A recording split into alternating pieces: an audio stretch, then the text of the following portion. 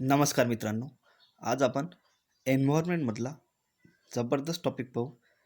जी M crops, superbug, endosulfan, CRZ. हे असे topic आहे, एकदम सिम्पल लँग्वेजमध्ये कोणी तुम्हाला समजावून सांगू शकत नाही. पण बरोबर कॉन्सन्ट्रेशन ऐका. 100% हे पूर्ण टॉपिक नाही काय तुमच्या डोक्यामध्ये सेव्ह होऊन जाईल. एकूण एक पार्ट, बारीक न बारीक पार्ट पाहू आपण. सगळ्यात पहिले GM जेनेटिकली मॉडिफाईड क्रॉप्स म्हणजे काय होते. असे क्रॉप्स ज्यांचा DNA मॉडिफाईड केला आहे जेनेटिक इंजिनिअरिंगच्या साहाय्याने. काय म्हटलं मी? असे क्रॉप्स ज्यांचा DNA काय केला, मॉडिफाईड केला जेनेटिक इंजिनिअरिंगच्या साहाय्याने. आता याच्या इकडे लक्ष नको देऊ, इथं काय लिहिलं आहे बरोबर लक्ष द्या. आता मी काय म्हणतो, एखादा व्यक्ती आहे, त्याला नाही का बेस्ट बॅट्समन बनायचा आहे. समजा ए नावाचा व्यक्ती आहे, त्याला बेस्ट बॅट्समन बनायचं आहे. आता याच्यात एवढं टॅलेंट नाही आहे, तर डॉक्टरनं काय केलं, सचिनचा DNA घेतला थोडासा, त्यानंतर राहुल द्रविडचा DNA घेतला, त्याच्यानंतर गांगुलीचा DNA घेतला आणि विराट कोहलीचा DNA घेतला. या चौघाचे DNA घेतले आणि कोणाच्या बॉडीमध्ये फिट बसवले जीन्स घेऊन, सचिनचा, राहुलचा, गांगुलीचा आणि कोहलीचे जीन्स कोणाच्या बॉडीमध्ये बसवले, एच्या बॉडीमध्ये फिट केले. अशा प्रकारे ए बनला best batsman. Same as it is genetic engineering काय करते, एखाद्या क्रॉपचा DNA मॉडिफाईड करते. म्हणजे काय करते, तर दुसऱ्या इकडचे चांगले चांगले कंटेंट्स एखाद्या पिकामध्ये टाकते. समजलं? एखाद्या सजीवाच्या जीन्समध्ये दुसऱ्या सजीवातील जीन्सचा प्रवेश घडवून आणणे. समजलं? एखाद्या सजीवाच्या जीन्समध्ये दुसऱ्या सजीवातील जीन्सचा प्रवेश घडवून आणणे म्हणजे GM crops, genetically modified crops. जसं येले बेस्ट बॅट्समन बनत होते, त्याला कोणाकोणाचे जीन दिले, सचिन, राहुल, गांगुली आणि कोहलीचे. तर आता समजलं असं कन्सेप्ट असं असतो. याचे फायदे काय? याच्यामुळे नाही काय उत्पादन वाढते, दुष्काळाचा असर होत नाही, कोणत्याही रोगाचा फरक होत नाही. कोणताही डिसीज जरी आला तर त्यावर फरक पडत नाही, कारण त्याची इम्युनिटी पॉवर स्ट्रॉंग झाली राहते. तोटे आहे, तोटे खूप भयानक आहे. एन्व्हायरमेंटवर परिणाम होऊ शकतो, मानवी आरोग्यावरही परिणाम होते आणि जमीन नापीक होते. तर पहा, याचा प्रयोग आपण केला आहे का? आता केला आहे. एक्झाम्पल आहे याचं बीटी कॉटन. बीटी कॉटनले काय म्हणते सांग बरं? बॅसियस युरिजेसिस. बीटी म्हणजे काय होते? बॅसियस, आणि टी म्हणजे होते युरिजेन्सिस. होते काय, हे जे आहे, हा नाही का बीटी म्हणजे बॅसियस युरिजियस, हे नाही का मृदेत आढळते. आणि इथं काय होते, वॉल्मो विरुद्ध विष तयार करते आणि जैव तंत्रज्ञान सहाय्याने कापसात प्रवेश करून तो बॉलवॉर्म जे आहे तो बीटी कॉटन तयार करते. आलं लक्षात? असाच पीक. आता हे घातक कसं? बीटी वांगे आलं होतं. मला सांगा, बीटी वांगे हे अन्न पीक असल्याने अन्न पीक होतं, आणि हे नाही का मानवी आरोग्याला घातक झालं असतं बीटी वांगे. म्हणून भारताने याच्यावर काय, कॉटनचा एवढा फरक नाही पडला, पण हे काय झालं असतं, हे आपण खातो ना वांगे, त्याच्यामुळे प्रॉब्लेम झाला असता. म्हणून याच्यावर काय केलं, आपण बॅन केला. कारण हे हार्मफुल केमिकल जर आपल्या शरीरात एंटर जर झालं तर आपल्या शरीरावर काय होऊ शकते, परिणाम करू शकते. म्हणून बीटी कॉटनला आपण कॅन्सल केलं होतं. बीटी वांग्याला आपण परमिशन नव्हती दिली. आपण परमिशन कोणाला दिली होती? बीटी कॉटनले. अगोदर नाही का आपण सरकी पेरू, सरकीचा ॲव्हरेज किती बसे आपल्याला? 4चा 5चा, बरोबर आहे. पण जसं बीटी कॉटन आलं तसंच ॲव्हरेज किती बसायला लागला शेतकऱ्याला? 20चा 25चा. पण पहा, इथं नाही एक प्रॉब्लेम आहे एन्व्हायरमेंटचा, बीटी कॉटनचं. तुमची जमिनीची पोत खराब होते. पहिल्या वर्षी देते 25चा ॲव्हरेज, दुसऱ्या वर्षी देते 20चा, तिसऱ्या वर्षी देते 15चा, आणि 3 वर्षानं आणि चौथ्या वर्षी देते 10चा. मग तुम्ही पीक बदलवसान तर दुसरं पीक याच्यात घेतल्याच जाणार नाही, कारण तुमची जमिनीचा पोत काय झाली आहे, खराब झाली. याच्यामुळं जास्त तुम्ही हार्मफुल केमिकल वापरल्यानं. तर असो, बायोडायव्हर्सिटीचाही लॉस होते. तर हा आहे complete model GM crops, genetically modified crops. म्हटलं का बीटी कॉटन डायरेक्ट डोक्यात आलं पाहिजे आपल्या. त्यानंतर आहे एंडोसल्फाईन वाद. पाहू आपण एंडोसल्फाईन वाद काय. हे नाही काय कीटकनाशक आहे. सगळ्यात पहिले तर हेच विचारते एंडोसल्फान काय आहे. काय आहे? कीटकनाशक आहे. पिकावरील जे किडकावर नियंत्रित ठेवण्यासाठी आहे. काय होते याचा वाद का बरं झाला त्यामागचं रिझन आहे.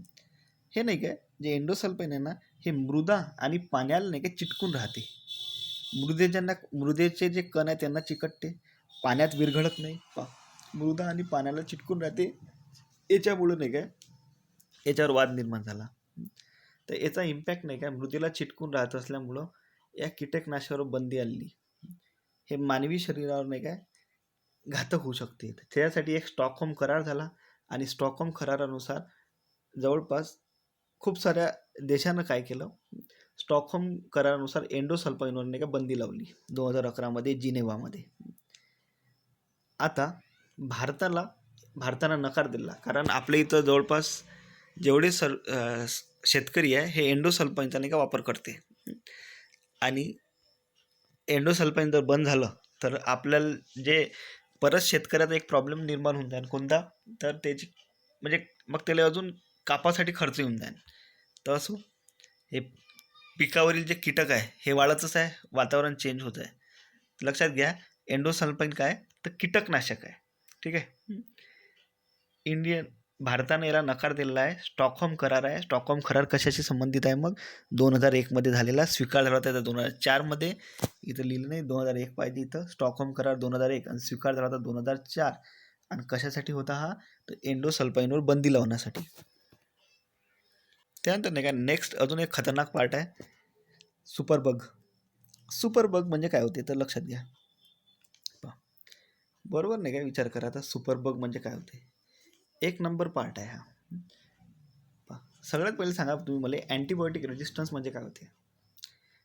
जेव्हा आपल्या शरीरात एखादा बॅक्टेरिया एंटर करते, जेव्हा आपल्या शरीरात एखादा बॅक्टेरियानं एंटर केला तेव्हा त्या बॅक्टेरियाला मारण्यासाठी कोणतं औषध देते डॉक्टर? MD जवळ गेले तर अँटीबायोटिकचं औषध देते. ठीक आहे. आता अँटीबायोटिक रेजिस्टन्स म्हणजे काय होते. पण या बॅक्टेरियाने अँटीबायोटिक विरुद्ध लढाई करण्याची जर ताकद जमा केली, जेव्हा एखाद्या बॅक्टेरियाने काय केलं, अँटीबायोटिक विरुद्ध लढण्याची ताकद जर जमा केली तर काय होते, अँटीबायोटिक औषधाचा त्याच्या शरीरावर कोणताही परिणाम होत नाही. पहिले अँटीबायोटिक समजलं. अँटीबायोटिक कशाला म्हणते? जेव्हा आपल्या शरीरात काय होते, एखाद्या बॅक्टेरियाने एंटर केला तर त्या बॅक्टेरियाला मारण्यासाठी आपण कोणतं औषध घेतो? अँटीबायोटिक. पण या बॅक्टेरियानं जर अँटीबायोटिक विरुद्ध लढायची ताकद जर जमा केली तर अँटीबायोटिक असर करत नाही. याला काय म्हणते? Antibiotic resistance. ठीक आहे. कोणताही परिणाम होत नाही. रिझन काय याचं? रिझन आहे याचं ओव्हरडोस जर तुम्ही अँटीबायोटिकचा घेतला तर बॅक्टेरिया काय करते, त्याच्या विरुद्ध लढण्याची क्षमता निर्माण करते. कधी कधी डॉक्टरनं दिलेला अँटीबायोटिकचा कोर्स आपण पूर्ण करत नाही, हाही एक प्रॉब्लेम आहे. ठीक आहे. तुम्ही लहान लेकराला जर लहानपणीपासून जर MD जवळ जर घेऊन चालले तो हायर अँटीबायोटिक देते. कालांतरानं काय होते त्यावर नाही का मग नॉर्मल औषध काम करत नाही. म्हणून बी अलर्ट. डायरेक्ट जे लहान मुलं आहे तुमच्या घरचे त्यांना डायरेक्ट कुठं नेऊ नका, MD जवळ नेऊ नका. हायर अँटीबायोटिक बिलकुल देऊ नका लेकराला सध्या. तो जेव्हा 14 वर्षाचा वर होईल तेव्हा आपण त्याला अँटीबायोटिक सुरू करायचं. तसं लोकल मग छोलाछाप डॉक्टरवरच चालवायचं. तापीसाठी काही अँटीबायोटिकची गरज नाही. लक्षात घ्या, कोणाला ताप आला तर 3 दिवसाचा पिरियड घेतच असते. त्यानंतर सुपरबग काय? आता लक्षात घ्या, बॅक्टेरियाची ताकद आहे, काही बॅक्टेरिया स्ट्रेंथ आहे, त्यावर अँटीबायोटिकचा असर जर होत नसेल, बॅक्टेरियाची ताकद यामुळे अँटीबायोटिकचा असर होत नाही. याला काय म्हणते तर याला म्हटलं जाते सुपरबग. अशी बॅक्टेरिया ज्यावर कशाचा असर होत नाही, अँटीबायोटिकचा असर होत नाही, त्याला म्हटलं जाते सुपरबग्स. हे सुपरबग्स नाही काय सगळ्यात पहिले कधी आढळला होता तर कोणता आहे? MSRA याचं नाव आहे, मेथिसिलिन रेजिस्टंट स्टायफोलोफॅकिस एरिओसिस. ठीक आहे, होऊ शकते प्रोनाऊन्सिएशनमध्ये.